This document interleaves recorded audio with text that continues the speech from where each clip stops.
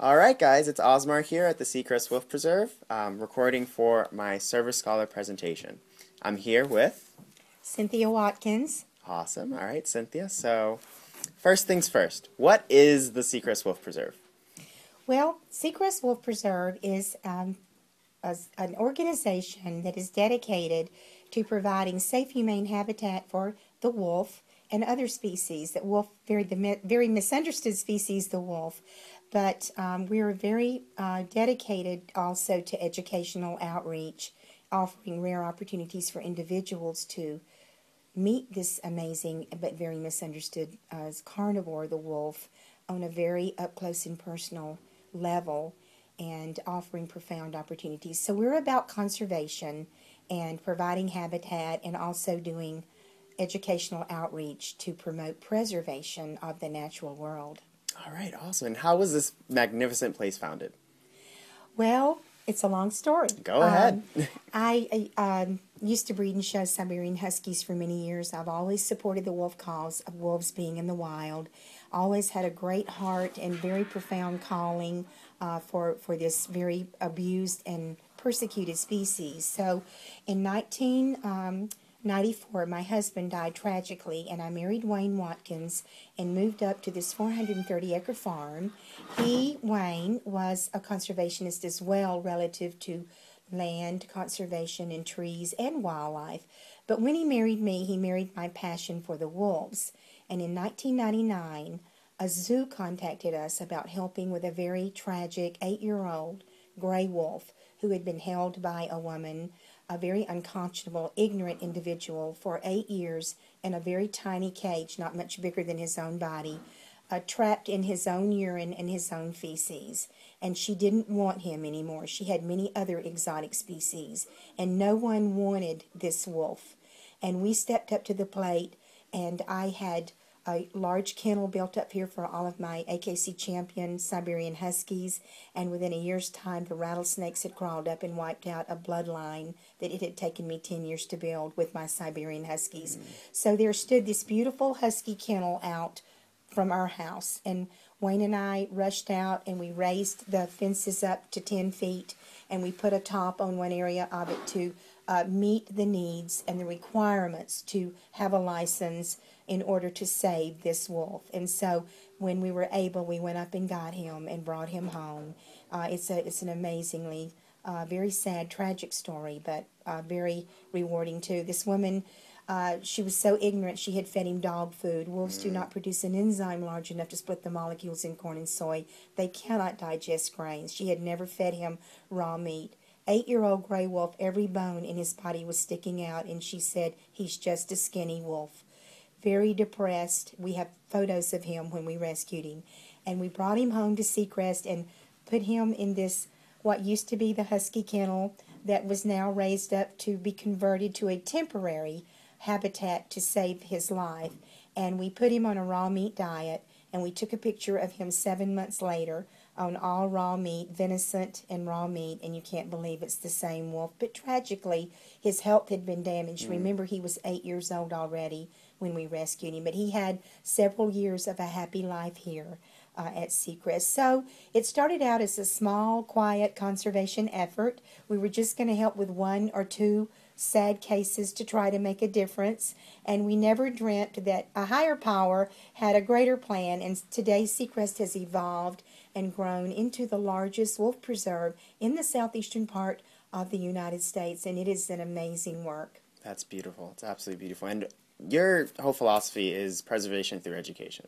What would you say is the meaning behind that? Oh, well, education is one of our last hopes left to raise the consciousness of humans about the importance of the natural world. Exactly. So someone once said, "We will conserve only what we love. We love only what we understand, and we understand only what we are taught."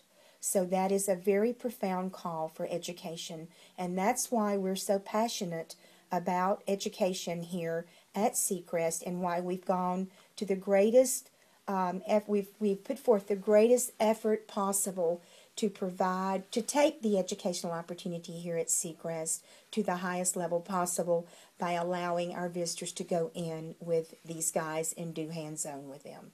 We know it will touch a place in their heart and in their spirit that could not be touched by viewing them through fences or windows or from platforms, but actually not that they're pets. These are wild species to be respected for who they are. But when humans come in and they actually see a real wolf up close and personal, it touches a place in their heart. It's a very profound experience. Yeah, definitely. Having gone through it, I can definitely relate to that. And to your knowledge, what's going on in the current effort for wolf conservation? You know, not just here, but nationally. Well, sad to say, the wolf-human conflict is an ancient one, and it certainly continues today. There are a lot of politics involved relative to various parts of our country, and wolves struggle today. They have a very tragic, seemingly future. If the tide does not turn, I don't know if they're going to be around for many more generations. But what has happened, powerful entities have put political pressures on Congress, and they have passed legislation, Congress, to dilute the Endangered Species Act. And now, for the first time, Congress has empowered themselves to remove endangered species out from under the federal protection of the Endangered Species Act for whatever reason. If a special interest group is out putting pressure on a certain congressman to do these types of things, then they now have the power to do it. And for the first time in history, since the history of the Endangered Species Act was drawn up and implemented, Congress has removed, guess who was removed first? Guess who was the first hit? It's the wolf. Congress has now removed the gray wolf from the endangered species list, and they're no longer under that federal umbrella of protection. And now they can be hunted and abused and annihilated out. And so there are not enough numbers below the Canadian border here in the lower 48 to sustain this species.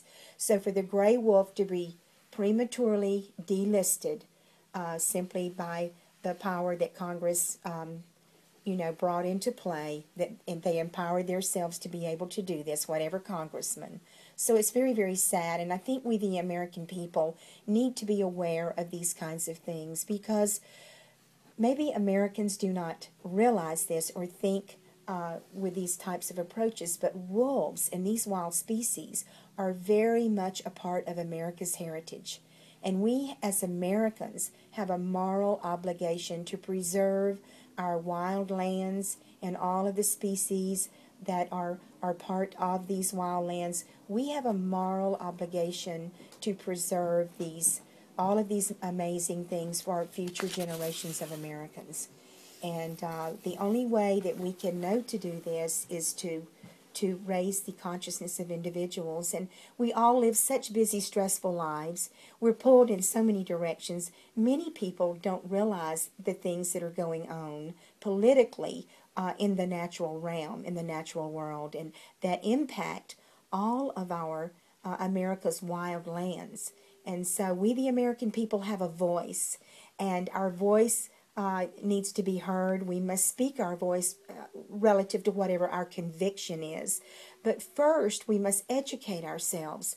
No intelligent act or decision can ever be made unless it's based on scientific facts. And so, first of all, again, this is why education is so important. We must educate ourselves and raise our own consciousness with scientific data and facts so that we can make intelligent decisions that are going to impact future generations down the way. Okay, and kind of flipping the coin onto the opposite side, what would you say to those that feel that conservation efforts are not productive or even practical? Well, again, I feel these types of people with these types of mindset are ignorant. I think they don't realize, excuse me, they don't realize that everything about the natural world is all woven together. Just like this here says, we're all one family. This is what the Native Americans believe. We are all one family. It's all connected. Just like you cannot, many people are very prejudiced toward predatory species like the wolf. But what they don't understand is you cannot separate the predator from the prey because the land is one organism. And this must be the mindset that we help people move into. We must see the big picture, the total picture, that everything is intricately connected, and we must raise the consciousness of these individuals so that they can understand. Obviously, if they oppose conservation, then they're totally ignorant, and they truly are blind to the scientific truths and facts of the connectedness of all living things that comes back to our own survival. So, these are the kind of people we're trying to reach with our educational programs here. And it must be an educated, we all have a voice. And the voice that we speak with must be an educated, balanced, respected voice.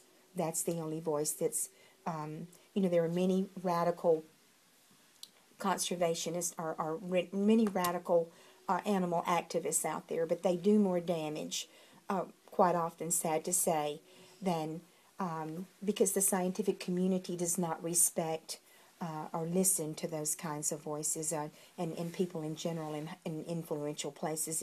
We must educate ourselves. I go out with a wildlife scientist, biologist every chance I get. I'm absorbing all the latest data and information as these wildlife scientists go out and live with all of these wild species, and it's particularly the wolf, documenting. I have seen amazing data. That's why I'm so passionate about this species. If I could share the data that I've seen, footage of wolf packs hunting and tender loving caretaking roles filmed by wildlife biologists hidden with cameras of the male wolves taking care of the young, and all the amazing things about this phenomenal species and the contributions that they make, then we would certainly reach these people that have the mindset that conservation is not important. Okay, and to wrap up with two quick questions, with your opinion on education, do you feel it's better to concentrate on children or adults, and why? Well, both are important, but I would have to say if I chose between the two, the children. They're our hope for the future, and they're the hope of this planet and all of the species and living entities on this planet, because time flies by so fast. Very soon our children will be the caretakers of our planet. So every opportunity that adults can afford these young children to give them lifelong memories of interacting with these wild species, to hopefully breed desires that will guide their decisions on what they do with their life when they enter adulthood, relative to making a difference and helping with conservation, and some of them hopefully even becoming wildlife biologists or scientists or whatever. But no, our children are so important. They're not only our hope for the future, but they're the hope, again, of our planet and all the species that live on it. And we have thousands of children a year that come through Seacrest on field trips and with their parents and on the tours. As you saw today, there were many, many children here. But the children are definitely the ones that we should target with this message, and instill in them great desires to help conserve our planet and all of these wild species. And finally, with the great progress you guys have made thus far, what do you see for the future of Seacrest? Expansions, just other animals, anything that comes to mind? Well, we're in great need of building more enclosures for our wolves, and we will continue to be the voice to speak for those that cannot speak for themselves, taking the learning opportunity and educational opportunity with wolves and other wild species to the highest level possible. And we've been growing very rapidly as people discover this rare opportunity that cannot be experienced exactly like this anywhere else with wolves. It's given birth to a rapid growth, and so we'll just continue going forward. We're building more enclosures, we're amping up our educational programs, and we're just very, very passionate about what we do here at Seacrest. And so I see us moving forward in the future on a very positive note.